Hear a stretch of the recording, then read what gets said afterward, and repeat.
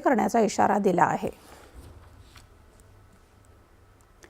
पेरू देशातल्या जागतिक वारसा स्थळ असलेल्या नाईका लाईन्स परिसरात पर्यटकांना घेऊन जाणारे विमान कोसळून त्यातील सर्व 13 जणांचा मृत्यू झाला आहे।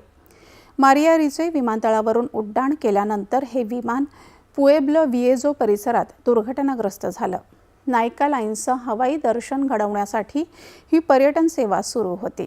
मृतांमध्ये काही इटालियन पर्यटकांचा समावेश असल्याची शक्यता वर्तवण्यात येत असली तरी सर्व मृतांचं राष्ट्रीयत्व अद्याप अधिकृतपणे जाहीर करण्यात आलेलं नाही।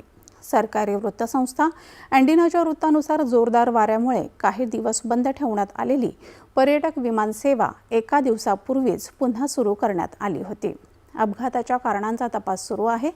दक्षिण पेरूमधील वाळवंटात पसरलेलं नाईका लाईन्स पाहण्यासाठी दरवर्षी जगभरातून मोठ्या संख्येनं पर्यटक इथं येतात।